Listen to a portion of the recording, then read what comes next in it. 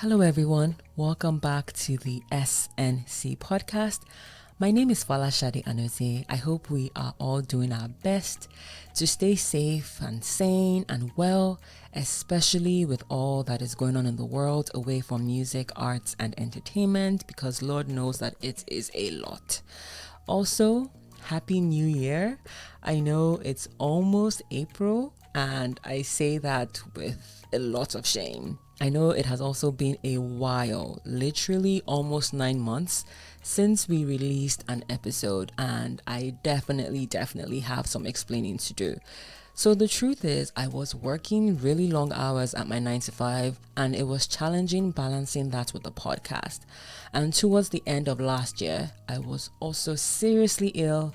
I had severe malaria and bacteria infection for like 4 weeks. It was crazy. I had so much dandruff on my hair. My hands were cracking. They were bleeding inside. I think the soles of my feet were peeling and cracking. It was terrible. It was like I had gone climbing mountains without shoes. But thankfully, I am much better and healthier, and it's a new year, and I am happy to be back in full swing. Thank God for good health. Hashtag no going back. Now, I definitely want to say thank you to everyone who checked in privately to find out if I was okay and what was going on with the podcast. Truly appreciated. Now, finally, if you are new to the podcast, welcome. Thank you for checking it out. A bit about the pod. Our goal here is to help unravel, or would I say understand, the inherently intriguing world of music, arts, and entertainment through insightful discussions with African artists, creatives, lawyers, music, and business executives. So if that sounds like something interesting to you, I hope you subscribe to the show. You can also send us an email to thesncshow@gmail.com with feedback or thoughts on the show or who you'd like us to feature. Alrighty, on to why we are here. My guest for this episode, my first interview of 2022, is Clement Bonu, who is popularly known as DJ Klem. He's a talented music producer, songwriter, sound designer, and composer. He has worked with leading African artists and multinational brands, including Yemi Alade, Wizkid, the late Sound Sultan, MTN, Glow, Guinness, Mitsubishi, to name a few. His celebrated works include the albums 6, 8, 10 and Afro Funky Disco Soul. He's also an alumnus of the prestigious Red Bull Music Academy. My conversation with him covered his journey into music production and sound design, the evolution of audio post-production in Nollywood, and his approach to scoring TV shows. I hope you enjoy it. Hello, DJ Klem. Hi. How are you doing? I'm good. Yeah. Welcome to the podcast. Glad to finally be here. Yes, finally be here. And I didn't share this with you, but I was gonna say that you're one of the first producers that I reached out to when I first started the podcast. I remember. You remember? And it was a bit of a challenge with scheduling because you were super busy, and I was going back to the States. And when you finally said you got back to me, I was like, this is not going to work, And It was really sad because I have known you on Twitter for like a really long time. So moral of the story is I'm happy that you're here. We've come full circle, and thank you for your time today. My pleasure. So, you're a father of 4, right? Yeah. Funny story. My brother has 4 children as well, so don't worry. You're all of you are in good company. It's surreal. How's that going? Well, at the risk of sounding anti-children, it can be hectic. Oh no, don't worry. I had my niece and nephews for a day, and I love children. But I told them that they are clearly crazy. It is not me that they're going to kill. Like, I don't know how their mom, my brother and his wife do that. Like, 4 kids is crazy. So I can't, don't worry. It's not anti-kids. You want to know how we do it? Yeah. Slowly. Slowly but but surely. Yeah. Like we just, we get through each day. Each day that you get through parenting 4 really active kids without losing your mind. It's a win. You just chuck it up. Yeah, because it's interesting because you have 2 kids that are just like, obviously, how would I explain it in English? You have one child, it's child 2, and then you have twins. Yeah. Same as my brother. Oh, he has, really? he has a boy, first boy and a girl, and then he has 2 twins who are boys. So they have 3 boys and 1 girl. And I have 4 girls, but I feel like I have 4 boys. That's like amazing. I literally feel like I have 4 boys. Yeah. Sometimes I'm like, why? No, it's good. Like, what's the difference? No, it's good. Having girls, they'll be so no. It's good. I love girls that are like very tomboyish and active. You need. I mean, it's good that to have the girly girls, but it's nice to also have girls. Well, I can definitely relate to that. Yeah, I can definitely. But that's good. I'm glad that you're here and you don't look worn out. So moving from fatherhood, obviously with the whole fuel situation, diesel hike, and electricity wahala, is that affecting you? Are you one of the lucky few who's like, I don't have to worry about that? Nobody has lights, so it's affecting me. Thankfully, I don't have a diesel gen. We have one at the office. Quickly resurrected our petrol gen, so that we will not shoot ourselves. Yeah. It's crazy. It's crazy. Like the average Nigerian is going through so much. And here's the thing, no matter what level you are at, eventually it gets to you.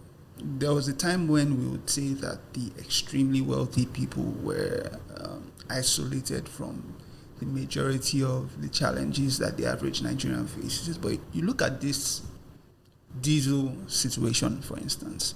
If you are relatively wealthy, chances are you have a diesel generator at home, and chances are your diesel bill has most likely doubled, if not tripled, in the last year or so.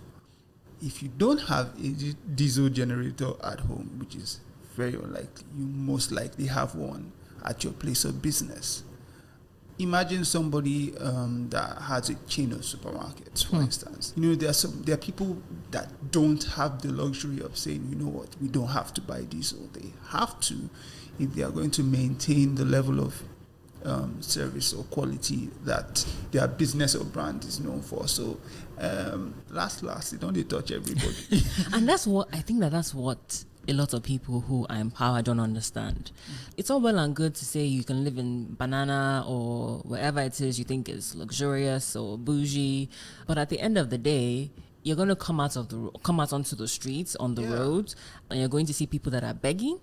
You're going to see potholes, and I don't know how Nigerians don't really understand that you can be a millionaire, and if the country is dysfunctional, your money doesn't mean anything. You're better off being comfortable in a country that is sane and it's working and everything. Like your money won't save you. It won't save you. When the chips are down. It really won't. I mean, some people shy. I can't say some people shy. It will, because some people just jackpot with their private jets, waiting to consign them. Aviation for. I mean, but some people still can't. I get that. But I mean. Yeah. Some people can still afford it though. So but it's been terrible. I can't even imagine. But thank you for being here because I can't even imagine.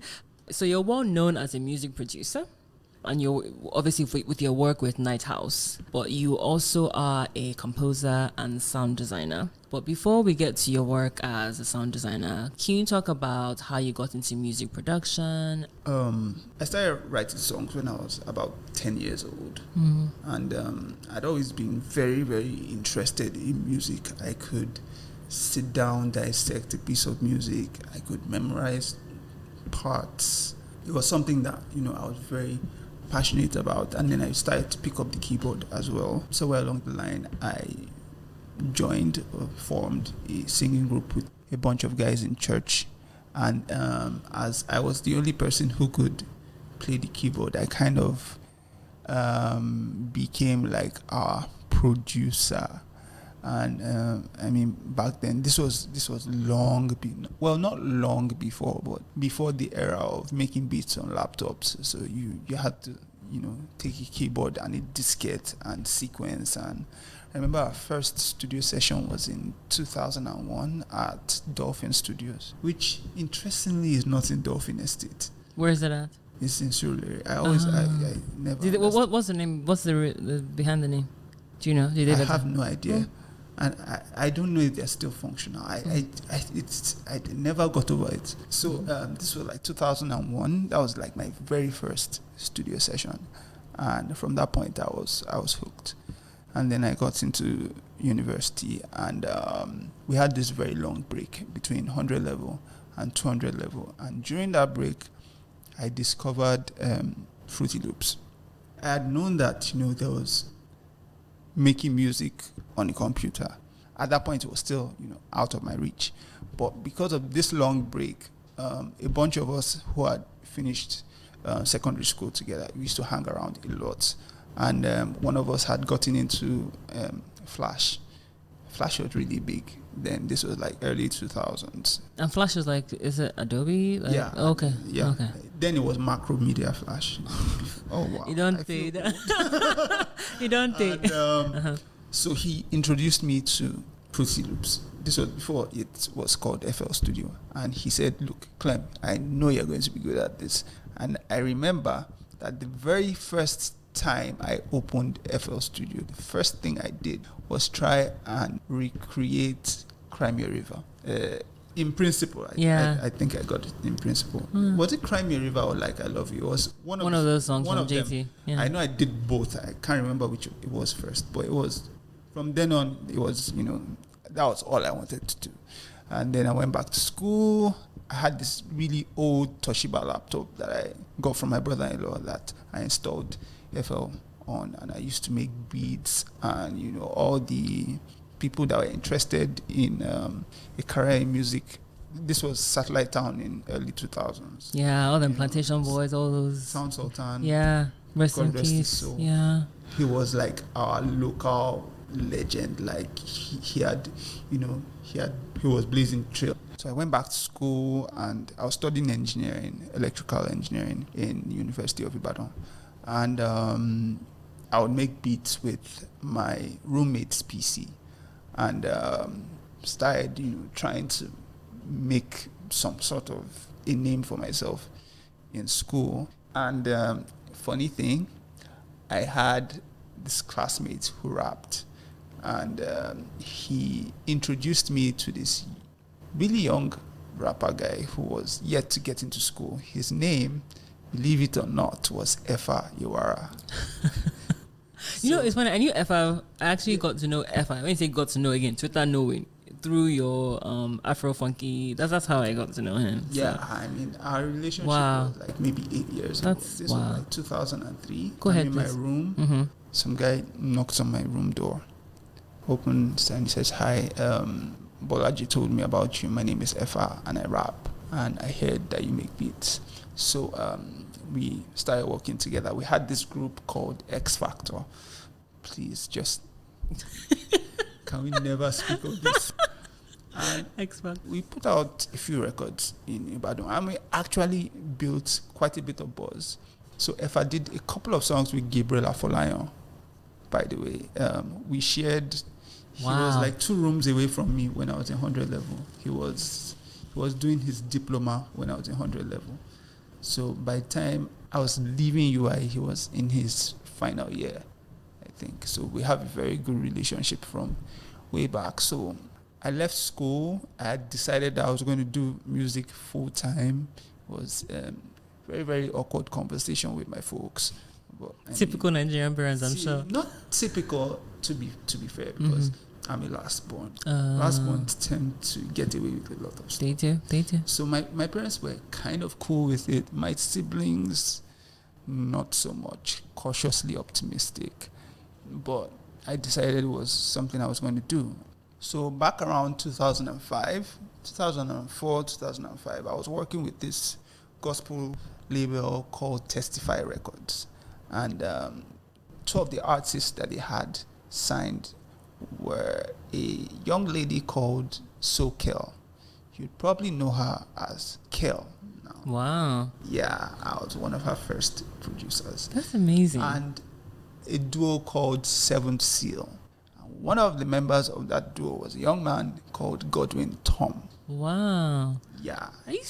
Wow. This is really cool. Yeah. Please continue. So, Kel was being managed by Osage. Metal, yeah. Yeah, Osage. We had a very great relationship. So after I'd finished school, I'd come back to Lagos. One of those days, I went to see Osage and we're talking. I was like, look, what's going on? I want to get into the industry. What's up? So she told me about Night House and said, look, there's this label. They're looking for a producer.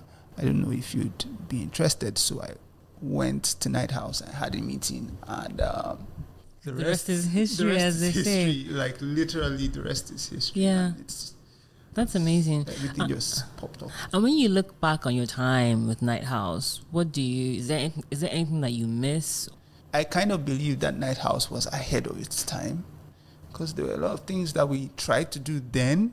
We see the industry started doing a few years ago, and we're like, we did that, and so because I still have great relationships with all the guys. So it doesn't feel like Night House is because we all still work together. So for instance, Robert is one of the producers for Africa Magic's Venge, and I'm scoring music for Venge. So there's still that whole relationship. Yeah. Gomez was managing Lakon, and I produced like two songs on his album. There's that whole definitely network never is still really there. died. Yeah. What I do miss is being able to hang out at 51 Simpson Street. That was a vibe. It was like a hub. Everybody came there at some point. Some Friday evenings you'd have like 10, 20 people in the building. Wow. Everybody. So it was a time before this renaissance of record labels. I like where the industry has gone from there. Sometimes I wish I had spent a bit more time. Why do you feel like you wish you had spent more time? Because they're having fun now. There's fun and there's plenty of fights. Yeah, but at least now you can sue people. Sure. And this is crazy. And obviously, this is not to spite anybody or to speak against anybody. I never signed anything for Hala at Your Boy or Giddy Girl. Because I was going to say that fun fact is that you are one of the co-producers behind Holla at Your Boy. Yeah. So you don't get royalties on it, No, I do. Okay. So it's more of a byproduct of a completely different thing. So the company that happens to handle my music publishing have a deal with Sonny ATV, and Wizkid is a Sonny ATV writer. So it kind of made that whole process of getting my publishing for Holla at Your Boy and Giddy Girl sorted, made it seamless.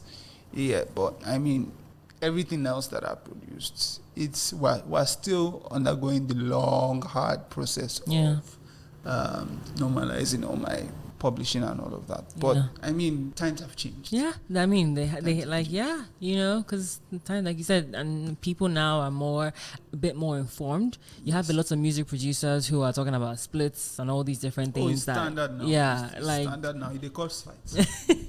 serious fight. Well, thank God for the growth. Now, before we move on to, sound design and composing, I want to also talk about Afro-funky disco soul. Was that the first time that I got to know about you? Besides, I when I say got to know, like interacted with you on Twitter, I think that was from Afro-funky disco soul. I think so too. Because you released it for free. And I remember listening to this and I was like, wait, why?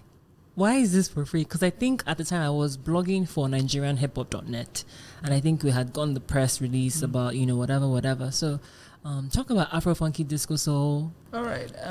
Just briefly. Okay, so first of all, before Afro-funky disco soul, there was 6810, yeah, which was like a direct consequence of my time at Rebel Music Academy. I'd been exposed to so much, different music, especially, the London scene. So 6810 was heavily influenced by that dubstep, funky house. It was basically a London project. I still have Run 1 on my phone. I listen to when I go running. So yeah, go ahead. So I sat down with the guys at Night House and I was like, okay, so I want to do like a full-length project, and it was really ambitious. I mean, even if you look at Afro Funky Disco Soul today, if you look at the people that were on that project, you have Wizkid, you have Yemi Alade, who was she wasn't the Yemi Alade at that point, but I mean, if you look at that project now, like, oh my goodness, this project had everybody. It was extremely ambitious, both in terms of the variety of the music. I pulled out all the stops. Like, I went not everywhere, but it was every song was different. I think I feel very proud of the work that I did, and I have to mention Temi Gomez because he basically A&R'd that project with me. Yeah, like, he sat down with me and we would decide who goes on what. A lot of times when the actual artists came through, I wasn't in the studio, so he would handle the session. So I remember when Wizkid came to record Let the Music Play, I wasn't in, which was crazy. But I pride myself in that project. Why was it free? I think I was a bit naive. On the other hand, because I didn't have the resources, I couldn't do the kind of promotion that a project like that would require, because this was the era of Alaba marketers. I was about to just say that. I was just about to say albums that. and stuff like that. Yeah. And I knew that if I could have found the budget to do 2 videos, one with Wizkid and one with Mocheda, I was good. Like, somebody would have paid me $5 million or something for that album. Mm-hmm. And yeah, you look back, and in hindsight, with the experience that I have now, I'm like, okay, I could have done this differently.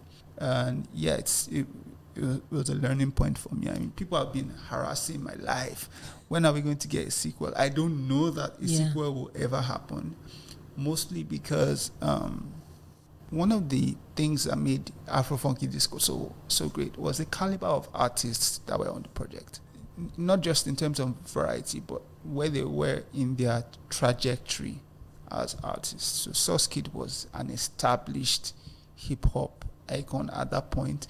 Wizkid and Mocheda were rising stars. Like, Mo had just won MTV Mamas and Channel O awards.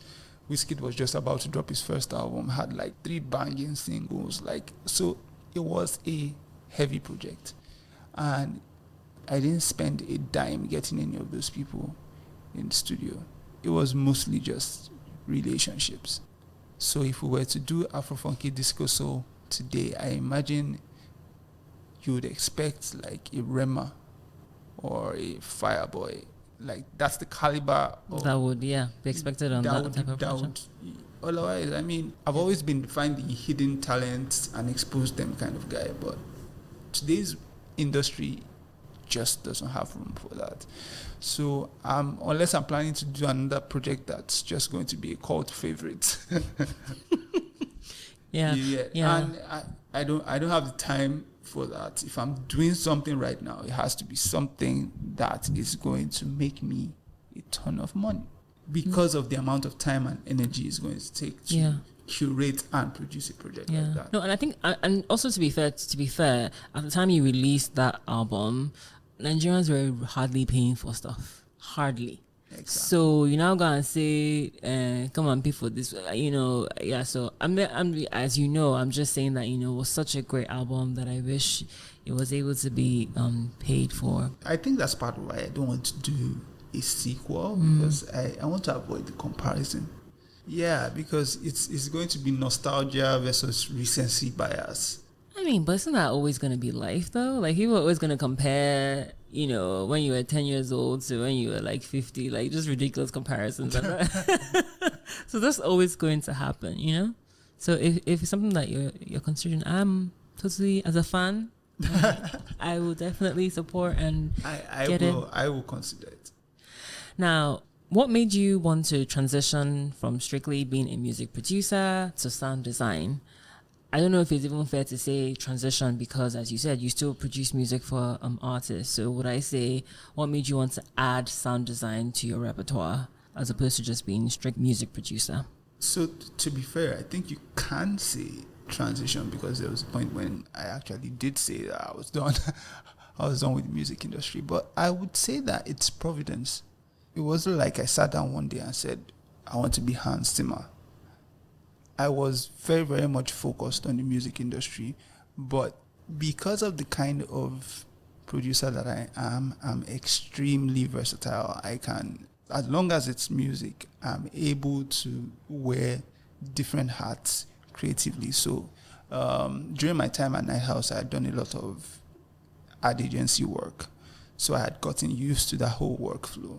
I'd never done anything for film or TV, but the people that I lived with, my roommates, knew that, okay, this guy is versatile enough for basically anything. And one of them introduced me to a filmmaker, and he was like, I have this friend, he just shot a film, and he's looking for somebody to score his film, and I think that you can do it. And that was it. I think this was around 2014. And that was the first film that I scored. And I did the score, the sound design, final mix, everything. And I basically had to go and study how do you do audio post-production for a film. Yeah. So were you on YouTube? Or were you like going to people that you knew who were already doing these types of things? Did you go and shadow them? I actually didn't know anybody. I didn't know anybody personally who was doing this. So it was a lot of YouTube wasn't even really the learning that resource it is now. Today. Yeah. YouTube then was mostly entertainment. Sure. But it was a lot of blogs and magazines and articles, and I started to learn as I went along, and from there the work just kept coming, and it was mostly a product of relationships. People I had met, people that I heard stuff that I had done, and I just started to lean into it a bit more and get accustomed to the industry. And what also helped was a bunch of people that I knew from the music industry and from ad agencies had started transitioning into film and TV. Perfect example was Isioma Osaje. She was a friend of mine from when she worked at Hit TV, and then she started managing Adesua and Blossom, and then they made a movie. And she called me up one day and says, Klem, we've made this movie. We need somebody to score it. Can you do it? And I did. And that was like my second major film. What was the movie? Something Wicked. Okay. This was in 2017, I think. It came out in 2017. Okay. And basically, it's just grown from there. I haven't really, at least until now, I never really went all into the whole audio post-production thing. I was still very much, testing the waters. So I wouldn't say I was actively working in film and TV. I would say I was moonlighting. But now you would say that you're definitely active. I'm definitely full. I have a bit more skin in the game. Yeah.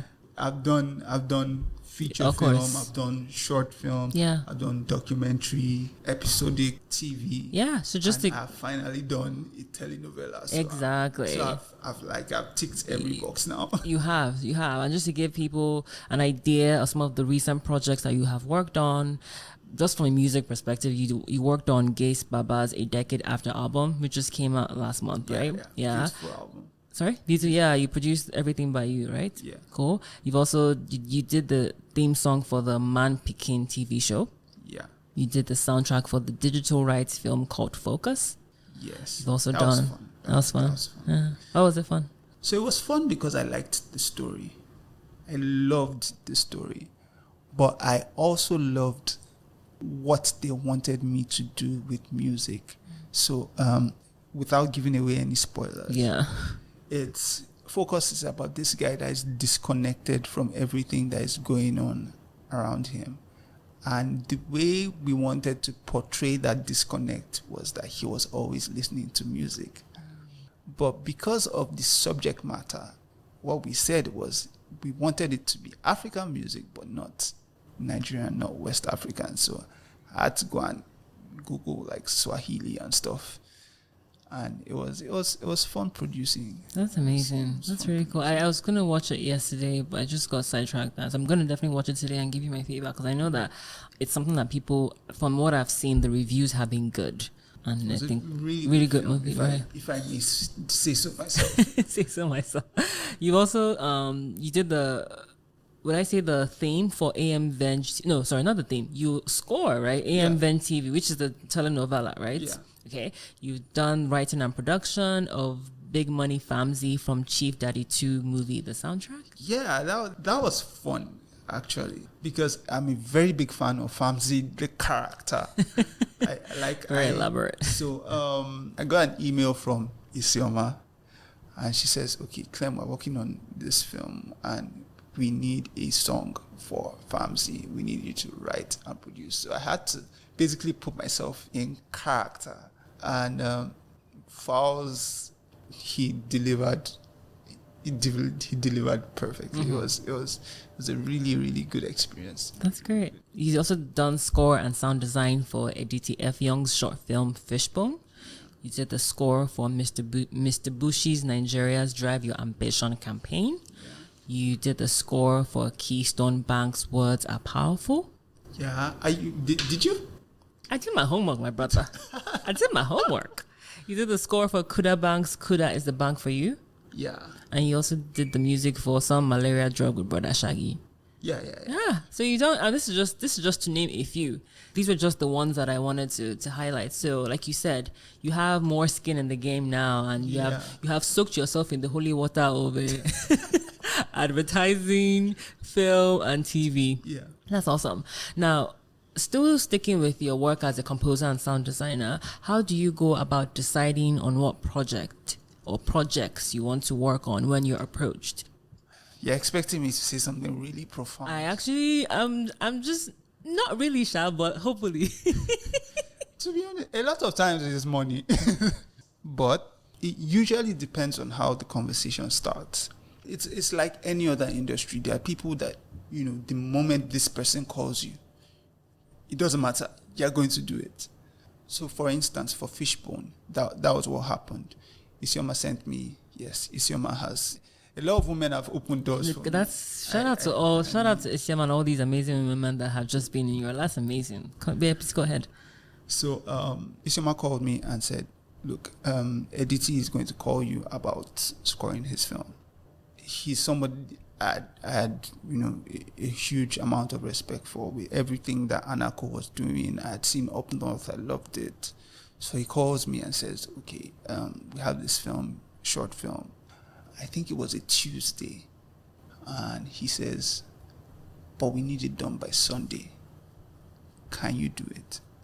I didn't even think. I just said yes. Yeah.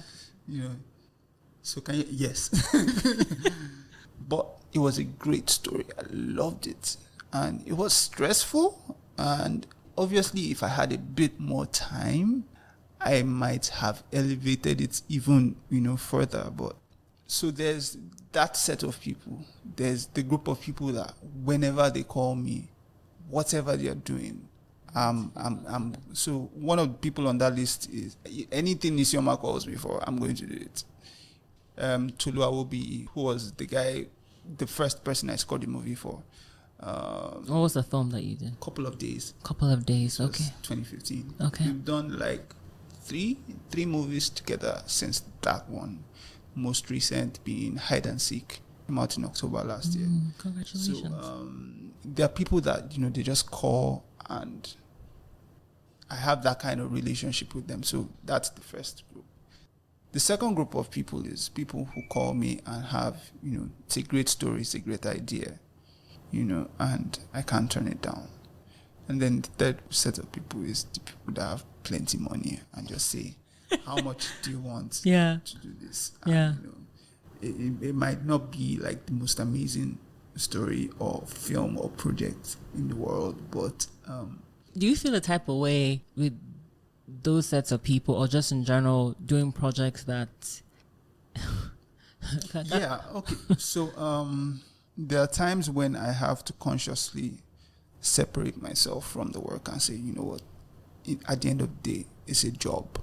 A doctor doesn't get to pick his patients. He can't say, oh, I only want to treat tall people. All sorts of people come to a doctor, and at some point or on some level, I treat my work that way. So as a person of faith, I have a lot. There are reservations. So for instance, there are some artists that I just won't work with because, that the connection won't be there. We're too far apart in terms of our belief system. I'm just not going to be able to work with you.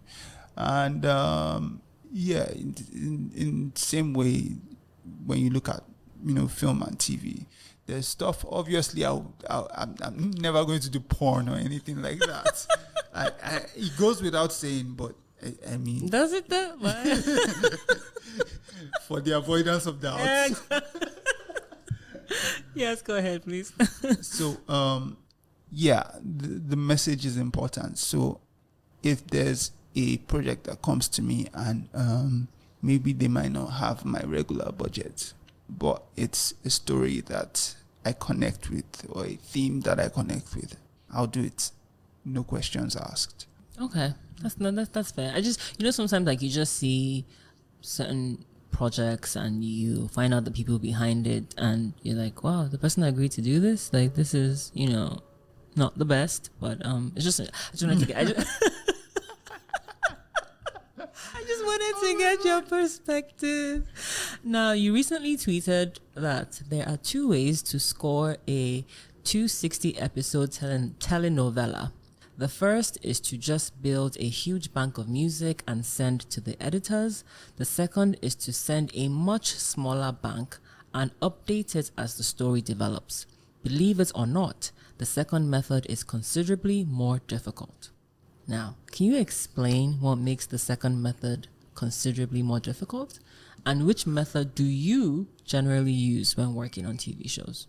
So with TV, generally, if you're doing a TV series, especially in this age of web series and streaming and everything, you're most likely going to be doing 10 or 13 episodes, or depending on how new the show is, their budget, etc.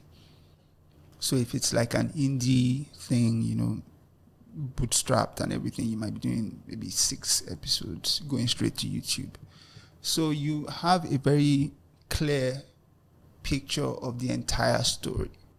So you can factor that into the music that you're creating and tell a story from the beginning of the series to the end of the series. You can still do that with a 13 episode season of a TV show, but with a 260 episode series, this thing is going to run for a year. So they are probably going to be shooting for months, and the show is airing while they are still shooting. So if you build this big, huge bank of music, what invariably happens, because you have no control over how the music is used, zero control. The editors and the person doing the final mix tend to be the ones to pick the music. And what's going to happen is they're just going to make sure that the music is different for every episode. But invariably, they're going to run out of music. And the music is not going to develop as the story develops. Yeah. But when they have a limited, when I say limited, it doesn't mean small. Yes. Limited. So what has happened with Benji is that every maybe 6-8 weeks, I get an email saying, "Oh, Klem, okay, I think we've reached the limit with this set of cues. We need these, because this is the direction that the story is going." So you can then introduce new material, which builds more interest in the story, because as the story is changing, the music you're hearing is changing. And it's why I say it's more difficult is because you have to come up with new material. But it has to be new material that somehow still connects. It's easier to just sit down and do it in one go if you're doing it for 3 weeks.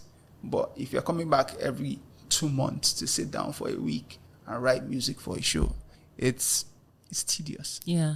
It's kind of like, I don't know if you've seen this. It's, Roman Jawadi, the guy, the composer behind Game of Thrones, and he talks about the process, having to create, new themes for each character. For each new season. Exactly. I remember that interview. Yeah. And I remember when I tweeted this, the editor for Venge actually commented and said they much, much prefer my approach. Yeah.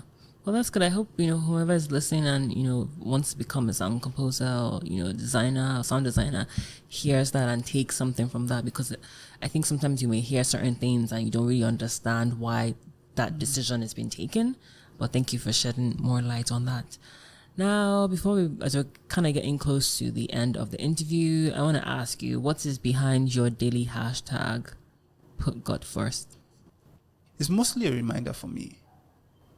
It's a reminder for me to never lose sight of what's most important for me, and it guides all my interactions. It reminds me that I'm representing God in that space. It has become an indelible part of my routine. Yeah. May the Lord continue to help you Amen. do that. Because the world is hard. Now, a couple of more questions that I want to talk about is some of the challenges that you have faced with clients. And I know that it's not just you. There are plenty people who have dealt with these challenges. Now, you've talked about challenges with clients owing you, and in your case, you said it was 16 months. You said, we've also heard about numerous stories of, like you said on Twitter, every third business day, there's one story or the other. We've also heard numerous stories of some producers in the Nollywood industry not wanting to pay their audio post-production team. And in your case, again, they were offering you money for scoring a 60-second commercial and telling you to do that for a 2-hour film feature. Now, my question is, do you think that these people doing these things, they intentionally do it, or it's because they don't know any better? So it's yes and no. Yes and no. And to be fair to them, it's a bit more nuanced than that. So industries have standard practice, and they have budgets, and they have stages of maturity. So the advertising agency in Nigeria we could say is mature in terms of the money that gets thrown around, the timelines. It's very structured. Advertising in Nigeria is big business, so it makes sense that the people with the most money to pay for creatives are the ad guys, because brands are consistently trying to outperform their rivals. That means trying to hire the best creative talent. That means spending more money. It's valid. On the other hand, the music industry, especially, let's say like 10 years ago, was being bootstrapped. There was banks weren't giving you money to start a record label. You understand? And there wasn't a vibrant market for it. People weren't buying music.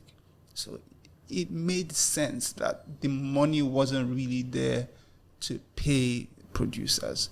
And what happened was producers were being offered, percentage deals. Yeah. Or, they're being hired as staff.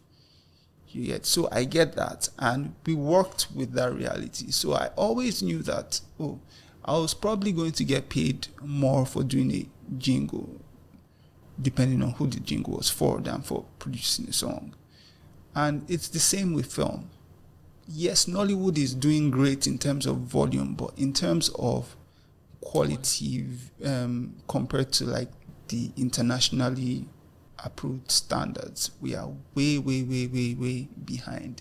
And one of the reasons why people have even started to take audio post-production seriously at all is because of the rise of streaming. You know, we could get away with it with our stuff that was going straight to DVD or going to Africa Magic and all of that. Yeah. But Netflix, Amazon, all these guys have very strict QC when it comes to their audio. They will give you notes, and you know, your levels have to be perfect, and they have to pay people to do these things. And believe it or not, there aren't that many people that know how to do these things.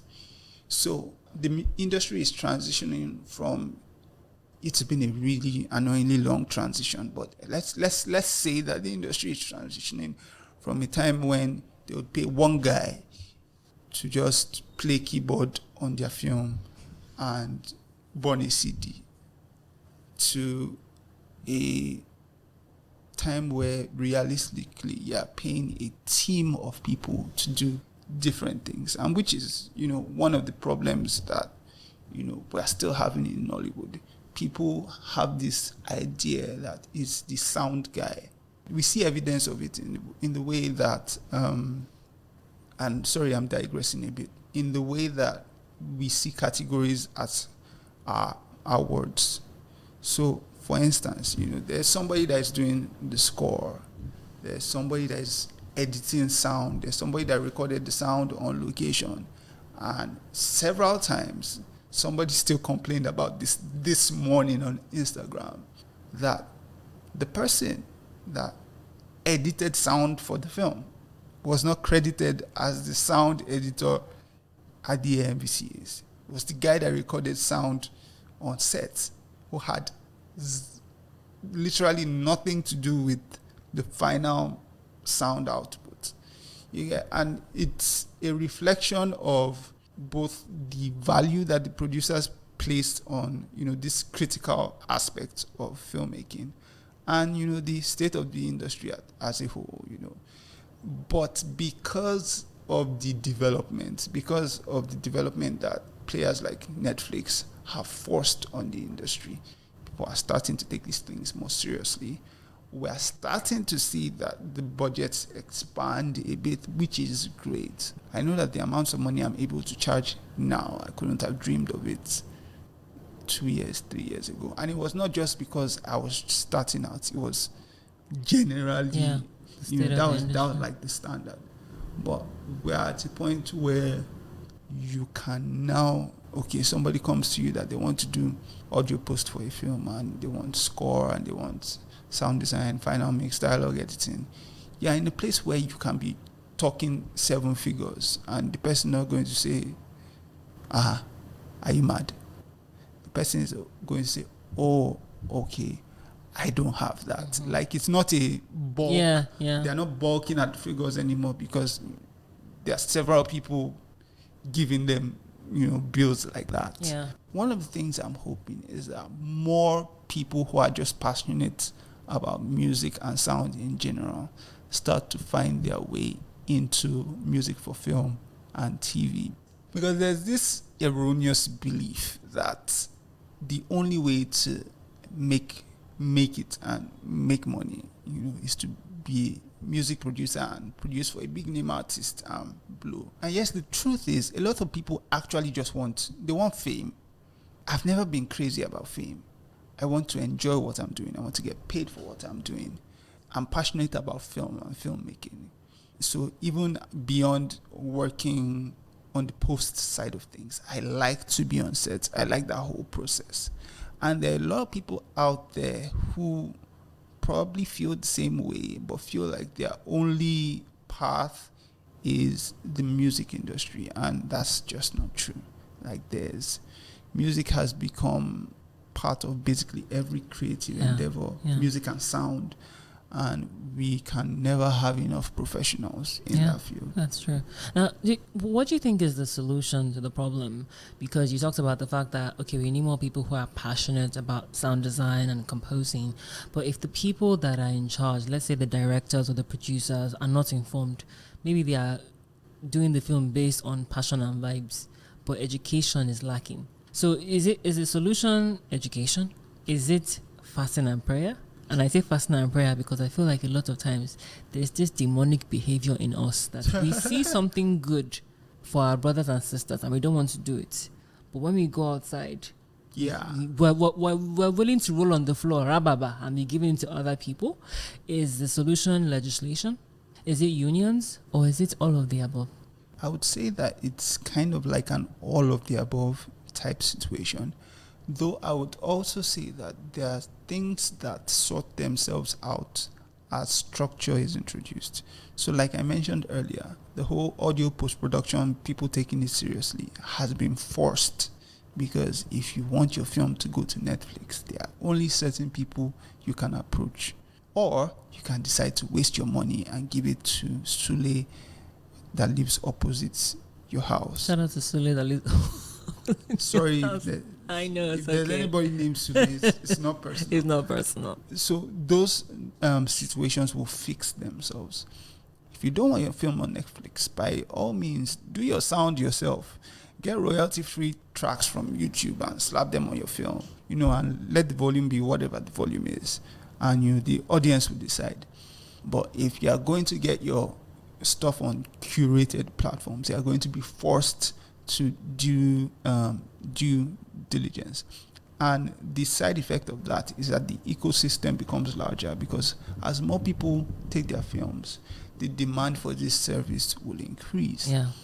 As the demand increases, two things will happen. The people that are more experienced will charge more, which means that they will price themselves out of a lot of projects.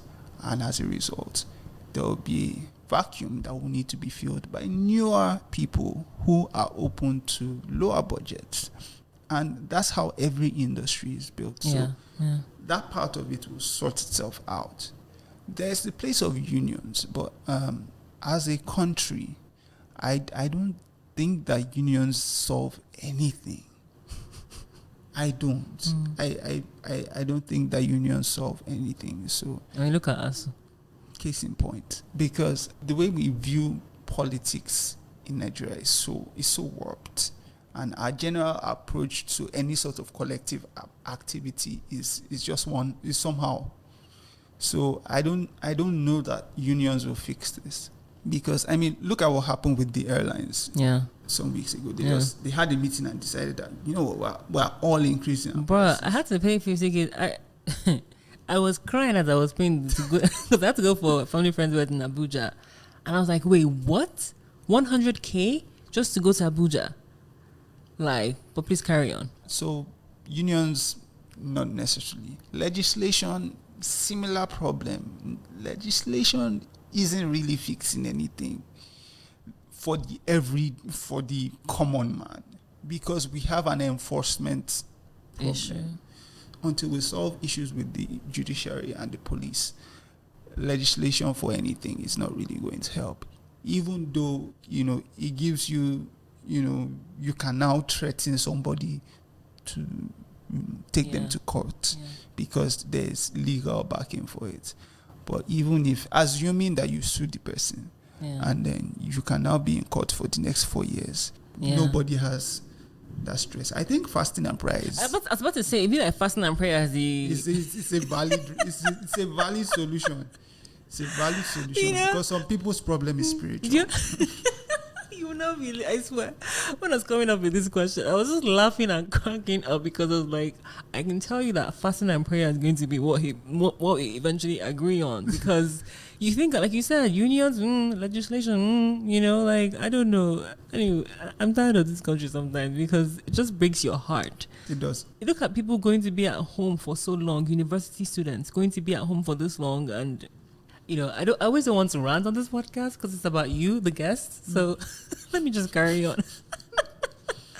All right, final question before we move on to the fun random question is, are there any plans to delve into music composition for video games? So video games, yeah, I have always been a fan of video games. I'm not as much of a gamer as I used to be because work and fatherhood really sucks. Like even What games did you used to play? Even small FIFA that I used to play in my spare time. You don't go. I said children are just the worst. Because first of all, where do you want to find the time and energy to sit down and play anything? Yeah, you get. So I definitely miss that. I'll probably try and rediscover the gamer in me. But I really am interested in video games. We have a vibrant gaming community here in Nigeria, but we don't have a vibrant game development community yet. I know that there are people that are interested in the space, and when that time comes, I'm all for it. I have actually started looking into audio and music for games. Like it's something that I'm researching about, and God willing, I will eventually see my music in games. Okay, that's good. Looking forward to that, because I'm someone who loves video games as well. But just because I know how I get carried away, I don't play video games. Like I literally, like when I was younger, minor brag, I was the first person in my house to finish, this what is it called, Metal Gear Solid MGS. I was the first person. Like I used to play Crash Bandicoot. I used to play, what else did I say? Original PS, like PS1. Yeah, I know. And oh my gosh! So now I was like, I know that because I really like The Sims, and whenever I play, So the video games and myself, I look at all the video games I have at home here and both in the States. I just leave them because I'm like, I know if I start, I'll never finish. So more power. Looking forward to all the things you're gonna do with that. Now let's get on to the fun random questions. So the first question is, you can only choose one as a gift. Okay. The first is a Mont Blanc pen, 1 year paid premium plus subscription to Audible, or Bang & Olufsen noise cancelling headphones. It's Bang & Olufsen. I'll take the headphones and then pay for the subscription. Subscription is cheaper than the headphones. You take the headphones. Okay. All right. Second question is, which of the following African countries would you love to live in for a year if you had the option? The options you have are Madagascar, Djibouti, Seychelles. Is it Seychelles? I think it's Seychelles. Seychelles or Mauritius. Okay. So because there seems to be a general anti-Nigerian sentiment on the continent, I would say that it would probably be Madagascar. It seems like the least antagonistic of the four. Yeah. Okay. Definitely no Seychelles. Third question is, what was the last album you listened to, and what was your favorite song on the album? I'm about to cast myself. Don't worry. Last album, like I listened to from start to finish. I haven't listened to an album. Okay, let's just do EP then. You EP. I don't think I've listened to an actual body of work from start to finish in the last maybe 6 months to 1 year. I got disillusioned because there are new projects every Friday now. It's hard to keep up. And yes, I sound old. There was a time when albums were an event. Like when is the next MI album? Like we used to get albums like you would get an album from an artist like every 4 years or something. Some people are putting out projects every 6 months now. Like the need to be relevant is crazy. Yeah, and so for the consumer, yes, kind of overloaded with content. And so let's go. What was the last song? The last song that I heard and you really, really liked. That I really, really liked. Olamide and Waniko, Hates Me. Okay. I really liked the whole MJ vibe. It was so for me. I'm a big Waniko fan. Like he's not anybody's mate, And I feel like people don't get that. So every once in a while, when he changes it for us, and reminds people that I'm not your mate. And you love to see it, you get. You know, it was one of those songs. Fourth question is, what was the last movie you watched? Last movie? Actual movie, The Adam Project. Oh, and what was your review? Loved it. Really? Absolutely loved it. So Ryan was awesome? I mean, Ryan Reynolds was Ryan Reynolds. He has gotten to that place in Hollywood where you just play yourself. Yeah. There are a few of them. Like The Rock. There's him, The Rock, to an extent, Samuel L. Jackson. He's just the angry black man. Angry old black man now.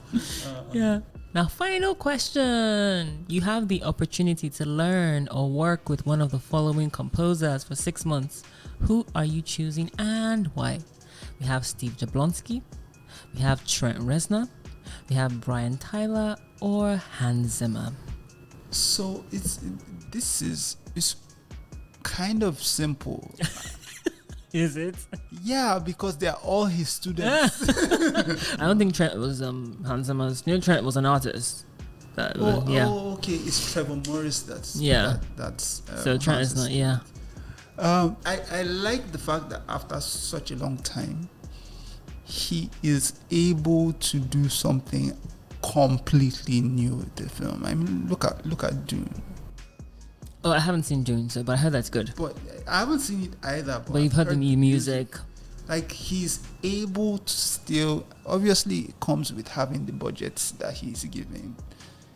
I mean, I'm not going to ignore that very, very obvious part. So he can afford to hire whoever he wants to crystallize whatever idea he has.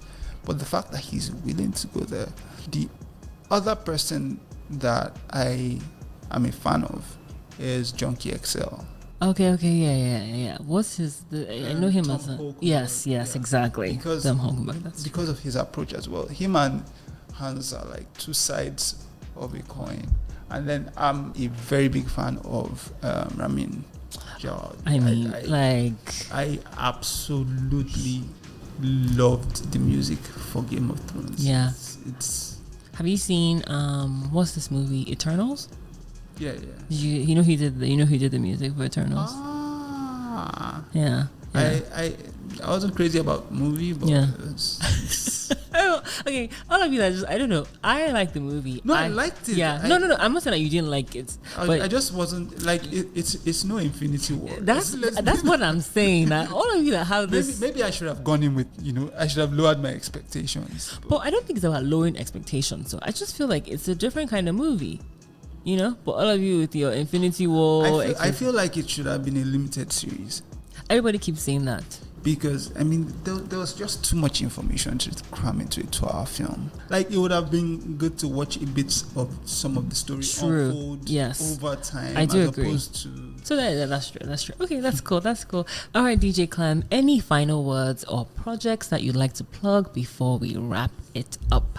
Final words or projects. What I'm working on quite a number of things right now. A couple of movies. I don't know if I'm allowed to talk about them, so I'll just say a couple of movies, and when the time is right. We hear it when we hear it. Hear it when you hear it. Music. I'm doing some stuff with Efa actually. Oh, that's cool. We're working on a joint project, which will be out sometime this year. It's always good to work with Efa. He has such a great vibe. You should definitely speak to him. And thank you so much for your time today. My pleasure. Had a pleasure talking with you. It's been awesome. Thank you. Awesome. This episode is edited and produced by Folashade Anozie. Theme song for the pod is by John Akinola.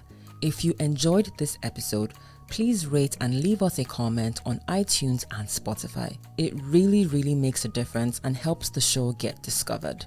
The podcast is also available on Podbean, AudioMac, Google Podcast, and Stitcher Radio.